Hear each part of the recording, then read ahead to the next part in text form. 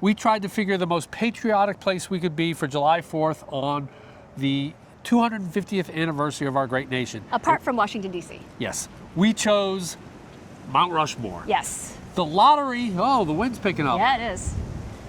Ooh, Oh!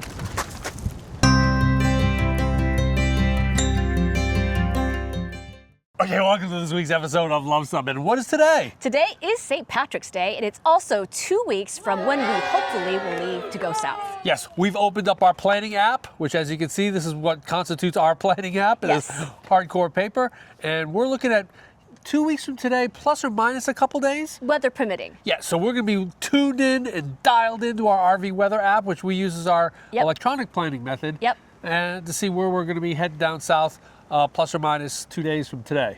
And today we're going to talk about what we've accomplished over the couple months that we've been here and what we need to accomplish to get onto the road. Yes, and that road will be, as you know, we put a stake in the sand, and that stake in the sand this trip is going to be April 14th to the 19th when we are at the Sun and Fun Aeronautical Exposition in Lakeland, Florida. That's going to be a really amazing show, and it's going to be like 5 days of boondocking? 5 days of boondocking. We're going to be right on the flights line. I think the Region 3 rally just had their region rally at the Lakeland airport. And also comment below if you like my little new hat here.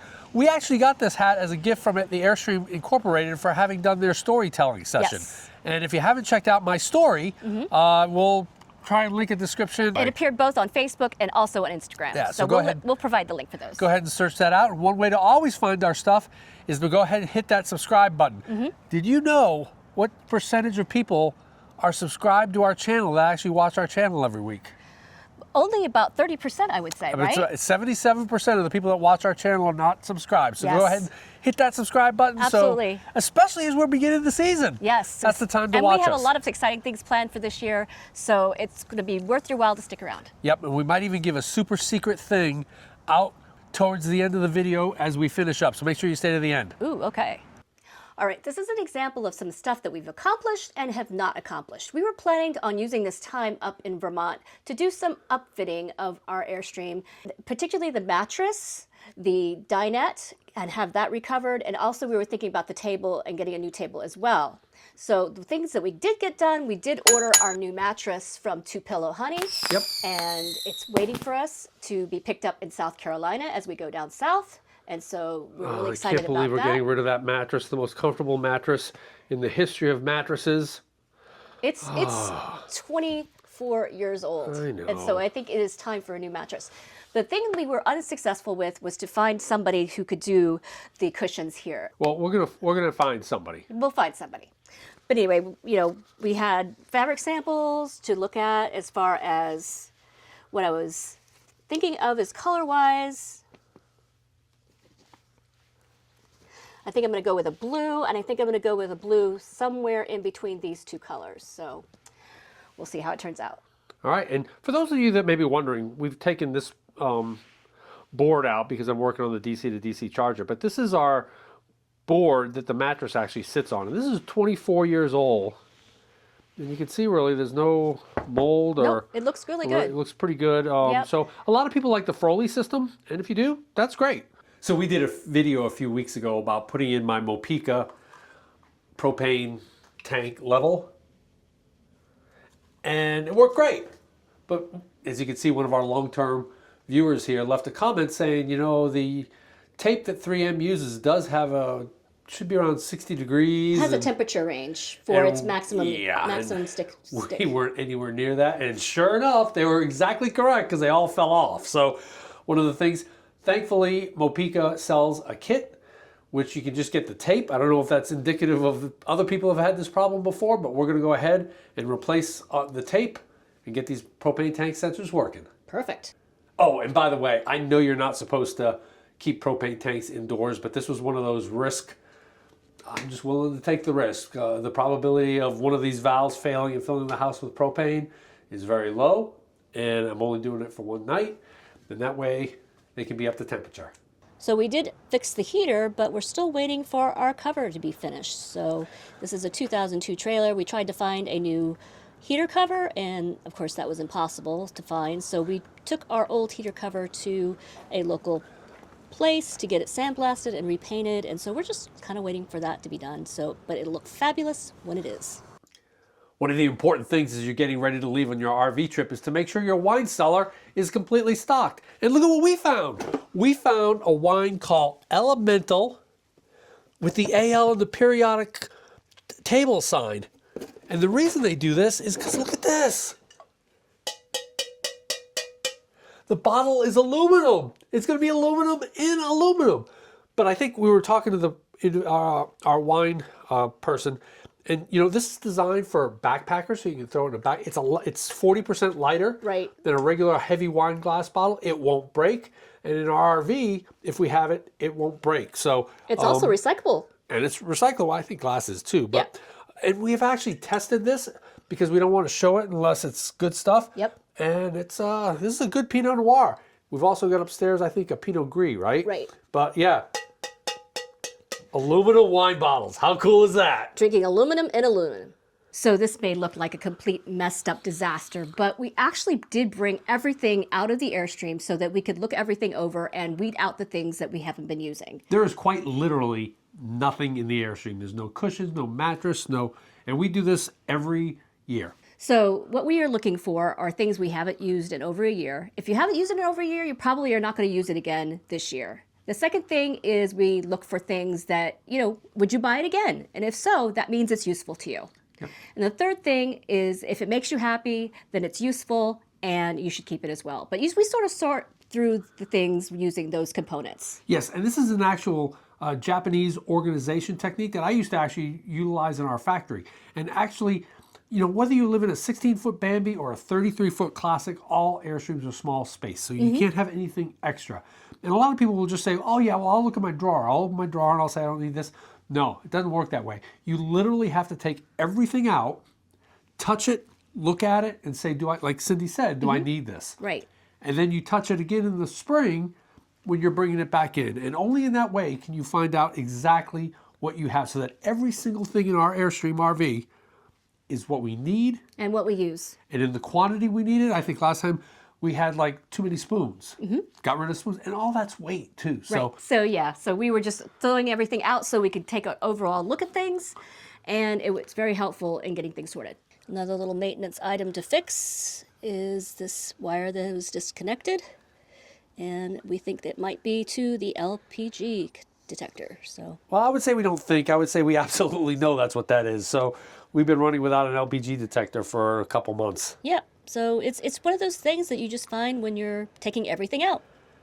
So like Cindy said, one of the great things about removing everything is you really can get a good look at stuff and find that broken wire that she found. I just want to say one thing. You know, I am a huge fan of these Wago connectors that you can see down there. And I noticed Airstream started to use them.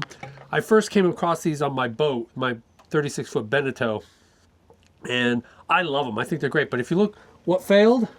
It was the non-Wago connector. Yeah, it was the butt splice. Yep. The original butt splice is what failed. Yep. And, you know, just recently, of course, as is the internet, there's some guy come on saying, you know, these things, you shouldn't use these. I've got an electrician with 180 years of being a master electrician, and they're garbage. But that's like one person. Everybody else loves these things, as do I. You make your own decision. And like I think we said earlier, but if not, we'll say it here. You know, one of the big tasks that we have to do before we get out, because we're going to be doing a lot of boondocking, especially like Cindy said, the Sun and Fun is going to be 5 days. And will be to install the battery side of our DC to DC charger. You know, we've already installed the truck side. We'll install the battery side, and we'll have a whole video coming out on that, how I did it. But yeah, we're just going to get the battery side installed, which should be pretty easy. We've done a lot of the hard work there. Okay, sounds good. One of the things that we need to do before we head off is to do an oil change for the Luv truck.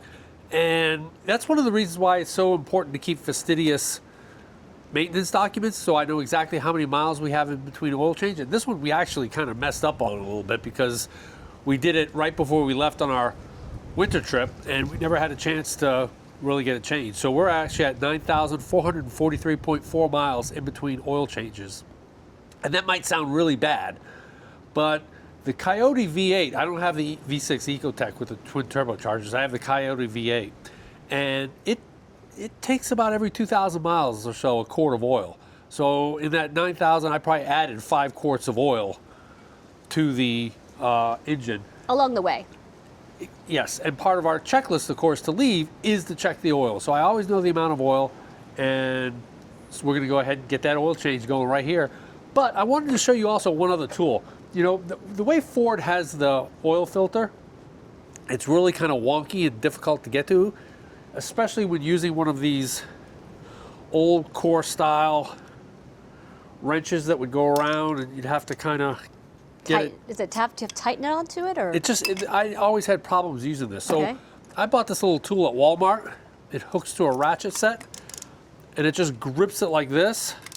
I should put a link in the description. Yeah, it's from Walmart. You can find it in the oil change tool. But this tool here has made oil changes in the truck super duper simple. Awesome. And also when doing the oil change, I also fill the oil filter before screwing it on. Comment below if you do that or not. I've heard that there's some people who say it's important, like me, and some people who say that's stupid. The oil will get into the engine within a second anyway. You're just being dumb. So, and I also make sure the seal here is coated in oil.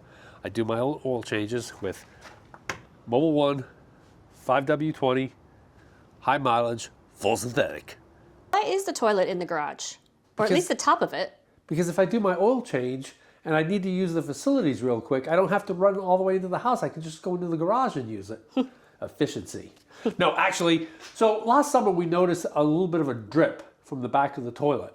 And it was dripping a little bit. We had to put a little can under it. And then I put some silicone around it, and that really slowed it down, but it didn't solve the problem. And you shouldn't have to put silicone around. That's a Band-Aid solution. That's not a permanent fix. So what's behind your toilet is this particular apparatus here, which is called a vacuum brake. And the vacuum brake, its purpose is so that when you lose pressure in your system, in your black water system, by either, say, getting off of city water, or you're turning your water pump off and pressure's down, it could create a vacuum or a backflow situation. And this thing keeps any of your black water from ever entering your fresh water system. Ooh, that's interesting. So that's what the vacuum breaker does. So, and it's done. If you look here, at the back of your toilet, you've got just this rubber grommet that sits in here, and your backflow vacuum breaker, it's just a press fit. So over time, I mean, this is, again, 24 years old. Right. So over time, the seal is just not as good, so we've ordered a new backflow rubber can tend to crack over it's just a little bit of a drip, but yeah. we took this opportunity to really give everything a really nice shine here. Yeah, it looks great. Brand new. And make that like new so that we're ready to go. And by the way, if you're wondering what that seal is, if your toilet leaks water back into the tank and you can never keep it filled, and you should always keep water in it, that's a odor reducer. If you want to know what that seal looks like, it looks like this. And I replaced that a few years ago. And it was kind of funny because I thought it was just a little O-ring and not that big piece. So I'm going inside the toilet and trying to pull it out. And pull it out with, I'm literally grabbing like this piece right here with pliers and trying to pull it out, and it's all seated. So it just goes to show, you know, when you know how something works, it's easy to fix, but when you don't, it can drive you crazy. And so until I knew that, and YouTube is a great resource. Not just our channel, but there's all kinds of channels. Yep. So before we end this video, I have one other thing, is to make sure you check out and download for free our spring maintenance checklist. We're going to be hitting a lot of those items too that we haven't covered in this video, but I'm pretty willing to bet that we've got the finest spring maintenance checklist out there. There's not a lot of them that are going to be saying things like checking your first aid kit dates. It's very comprehensive. It is as comprehensive as you're going to find. So we promised a big tip at the end of this video. And we were looking for a place to celebrate the 250th anniversary of the United States, but we wanted to pick the most patriotic place we could think of apart from Washington, D.C. Yes, and we chose Mount Rushmore. The deal is that the lottery to get tickets to the fireworks, and it is a lottery, opens up on April 12th. And you can get on direct.gov to go ahead and enter that lottery. Yep.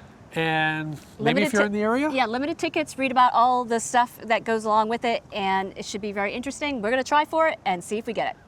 So if you like this video, give us a big thumbs up. And if you think we've earned a subscription, click to subscribe. And comment below if you have things that you're going to do before you start your spring or summer journeys.